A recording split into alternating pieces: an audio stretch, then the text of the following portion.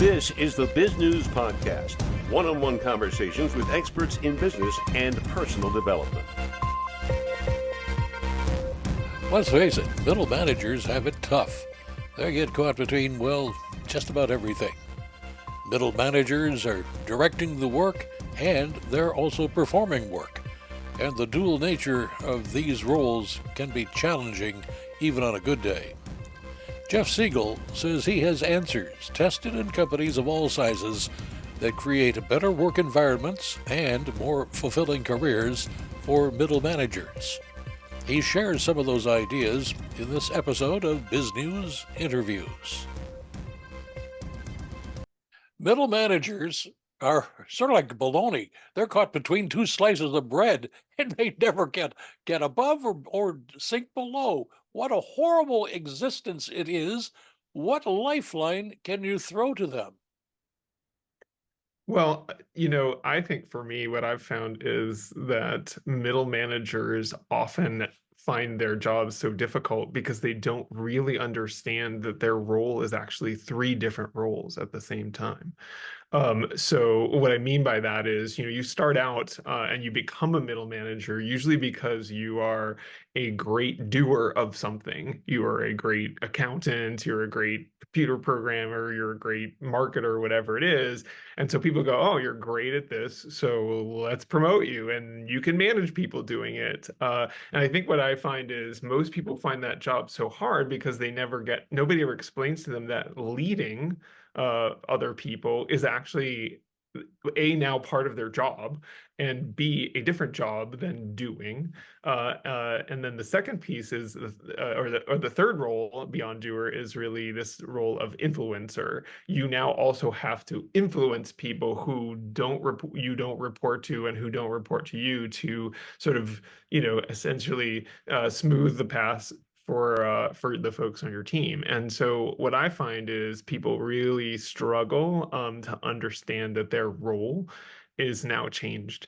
And that's sort of the lifeline that I like to throw people to say, just start from that basic understanding of leading is your role. I can't tell you how many people I've talked to who, when I've said that to them, have come back to me a week, 2 weeks later and said, I never thought about the fact that it's now my job to give feedback, or it's now my job to, help my team grow and so forth. And I think it's almost like an epiphany, and I think just making sure people have those skills is sort of the lifeline that you were talking about.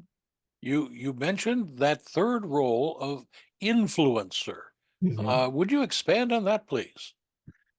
Sure. So, when you're trying to get your projects to happen in an organization, as you well know, whatever that organization is, it's very rare that your project basically only requires the resources that you have on your team or the money that you have in your budget.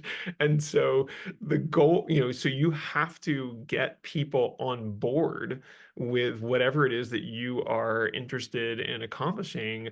And they generally aren't the people that work for you. I mean, the people that work for you generally get on board because, they work for you. And your direct manager is often on board because they're either the ones that asked you to do, that specific project, or they've given you some task and this is your solution that you've brought to them.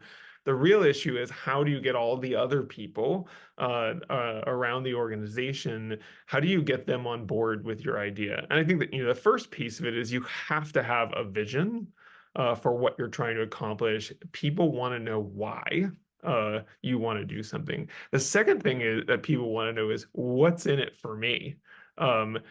Or at the very least, they want to know that if there's nothing in it for me, it's not actually going to be detrimental to me, right? So, often you're talking with your peers and they're thinking, oh, yeah, we can do that project, and it's going to add a whole bunch of work onto my team and that kind of thing. Or, sometimes it's just a matter of, what's in it for them is, sort of I'll do that. If you do this for me, I'll help you with this other thing in the future, that sort of back and forth. And then I think the next piece is, of course, I like to joke that there's probably been politics in the in the workplace, and that was a Freudian slip. I said worst place, the workplace, since we were hunting woolly mammoths, right? We absolutely have to, in order to influence, kind of recognize that politics is just part of the human condition, if you will. And if you really want people to do the things that you want them to do, you have to just sort of understand, sort of what their motivations are. And so I always say you have to always recognize that people are the hero of their own story.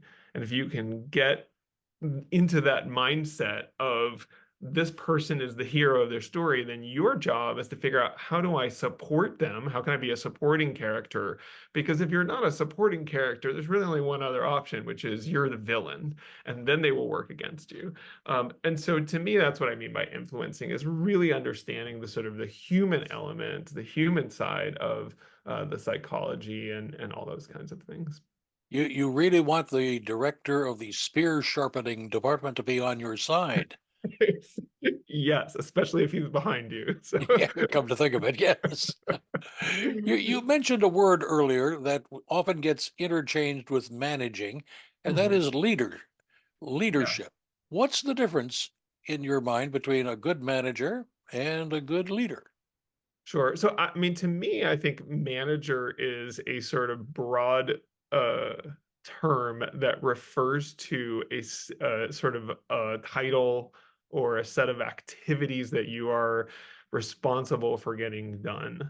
And so all leaders of people are managers, because they have to manage work and so forth. I almost think of, if you go back to my three roles there, doer, leader, and influencer, managing sort of almost the doer part of the manager's or the leader's role, right? The leader role is really about the people who are working for you, and whether or not you are growing them, helping them find their way through their careers, helping them get the work done, clearing away obstacles. So it's, what I often see, and I'm sure you've seen in your experience, is that people sort of only do the doer part of the managing role. They sort of get stuck in this, I'm just going to get my tasks done.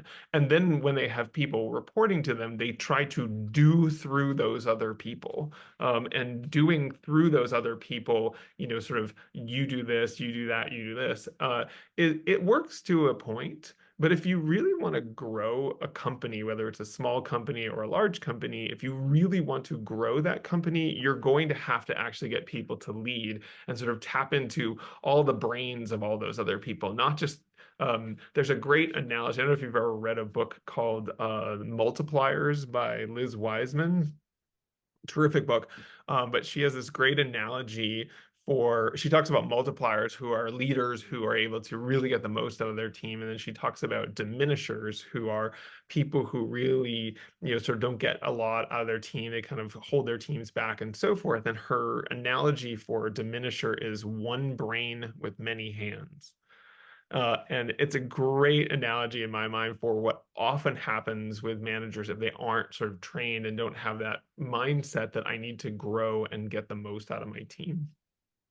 And Here's a so, here's a here's a situation that many a middle manager will find themselves in eventually, and that is they've got people below them that they need to lead and manage, and they have seemingly a concrete reinforced ceiling above them about their bosses perhaps yes. don't give a hoot, and actually may inhibit. How do they survive and thrive in such an environment, or should they be just polishing their resumes? It's a really good question. I always like to say, don't quit yet. Um, and and I mean, I'll admit that there have been times in my career where I, found myself in the situation you described, and I decided to quit. And I almost always, years later, thought, I would have learned a lot more if I had just stuck with it. And so I really think about it as it's real being a manager and building your career is really a long game. And so the question you should be asking when you find yourself in this situation is, first of all, try to understand in your relationship with your boss, like what is stalling that relationship? What is the barrier? And what I find is it's almost always an issue of credibility. And what I mean by credibility is your boss usually is getting in your way or micromanaging you or all those things that we don't like when bosses do because they don't trust you. And I always tell people, I said, just because they don't trust you does not mean that you are not trustworthy. You may be perfectly trustworthy, but they may not trust you. And like you said, sometimes they don't trust you because they are feeling insecure about their relationship with their boss, or because they used to do your job and they did it in a certain way, and they want to make sure that it's done exactly the same way. And so when you are a manager with a manager above you who is holding you back or leading and whatever, I find it almost always ask like, well, what do I need to do to increase my credibility? Sometimes it's like, every Friday, send them here's a detailed list of everything I'm working on, or other times it might be just sort of reassuring them that, hey, I've got this covered, or I often say show up in their office and ask for help without being helpless is another thing that I talk about. Meaning, how do if you walk into your boss's office and you say, I don't know how to do any of this, they're going to be like, oh, this is, I don't trust this person at all. But if you walk into the office and say, here's what I'm planning to do, I just want to check in with you, or here's a couple of options I have, can you weigh in before I go ahead and pull the trigger? And then as you do that, you show up in a way that they go, oh, I can trust this person, and they'll start to listen to your ideas more. They'll start to stay out of your work, all those kinds of things. And the way that I think that sort of deals with and addresses the cement ceiling is that as you build that credibility, they're going to be willing more and more to listen to what you have to say and take your advice into account because they know that you've done your homework, that you've come in, you always come with good options, etc. When the boss doesn't trust any of more than 20 department heads, that would be a little bit different, wouldn't it? Yeah, I mean, listen, there's an amazing side. I'm gonna keep throwing books at you, but I'm sure you know this one is there's an amazing story in Stephen Covey's Seven Habits, where he talks about a guy who, basically comes into a company and the boss doesn't trust any of the, department heads. I think it's the CEO or whatever, and this guy essentially says, well, I'm just going to do what the boss asks me to do. I'm going to do it really well. At some point in the story, this guy ends up, the boss says, I just love working with so and so because he's always on top of this. I know he can give him anything and he'll do the thing that I need him to do. And so again, I say, to some extent, the answer to the untrusting boss is sort of this counterintuitive, like I gotta lean into being I need to be trustworthy and deliver at a level that may be way beyond what's necessary to get this person to sort of back off. And then once you get them to back off, I think they will sort of allow you to have more freedom, but you have to build that credibility first. And I think these bad bosses that you're sort of referencing are people often who just require a lot more work before they give you the trust and the credibility that maybe you may well deserve. And so it's about not, you can get mad about it, or you can try and build the credibility, or you can quit, I guess. Well, one of these days, well, I'll give you some backstory on that one. But you have mentioned a number of books by other authors. You haven't mentioned your own. Tell us about it. Sure. So, just out in June, my book is called "The Middle Matters: A Toolkit for Middle Managers." And I started. Well, a little backstory from me is I actually started writing during the pandemic when everyone else was quilting and making sourdough and all the things that people were doing, I started writing, and I wrote a couple of novels actually that I have not published, and I don't know if I ever will.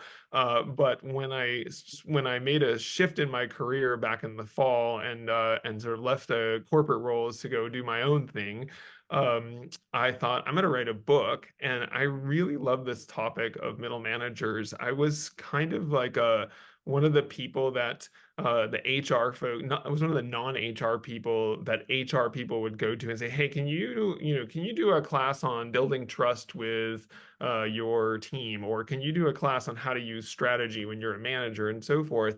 And I found when I was doing those classes that there were just a lot of very simple things that if people just knew to do them, they would be better middle managers. And I found that people, when I, did those classes, really liked that information. So I thought, well, I'm going to take this writing thing and this love of helping middle managers and turn it into a book. And so The Middle Matters was what came of that. And it really focuses on those three roles of the middle manager that I was talking about before: doer, leader, and influencer. And the idea that the role of the doer, which we were just talking about, is to build credibility. The role of the leader is to build capacity with your team, and the role of the influencer is to gain commitment from your peers and the people above you. And it's a very simple framework, and it's really built all around stories from my own career. I love telling stories, often the stories where I fell down and had to dust myself off and learn something new. But I always, like to, sort of explain that, I didn't learn any of this stuff, just magically. It was all through trial and error. And I really believe that, there are some things that if you let people know them early on in their career, maybe they wouldn't make some of the mistakes. Although, I have the sneaking suspicion that we all have to make the mistakes, right? That's the only way to learn. So. Jeff, do you have a website where people can get more information? Sure. My author site is probably the best place to get more information about the book. It's jeffsigel.com. So that's JEFFSIGEL.com. You And can, Jeff, what would you like to tell that you can still tell out of school that we haven't talked about?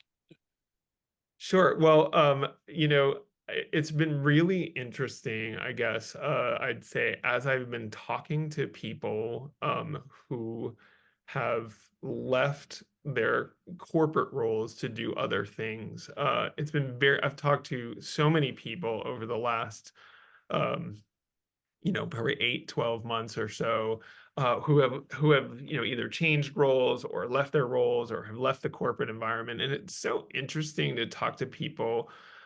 There's a lot of sort of, I don't know.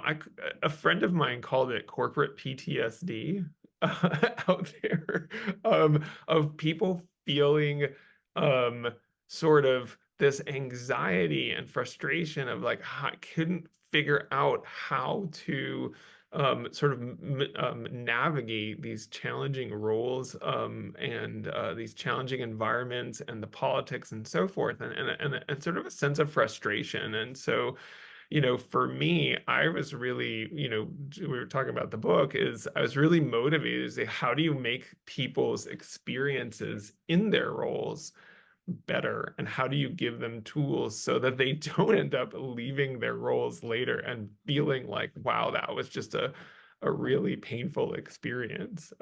So that's probably the thing I would throw in there. The other thing I guess I would say that I learned from that whole experience that I wish I had known when, 20 whatever years ago when I first started out, was networking is amazing. It is so much fun to talk to people, to meet people, to learn what they are doing, to get, to bounce ideas off of people. And that it's really actually most valuable to network when you don't need something. I mean, I find, often people are networking because they need a job or whatever, but I'd say start now, whoever you are, and wherever you are in your career. It is so much fun. I mean, I have made so many great connections and literally made friendships with people that, I just met because we shared a common interest on LinkedIn or something like that. So it's just been a really interesting experience. So I guess that would be the other piece of advice that I would give myself 20 years ago is start networking now.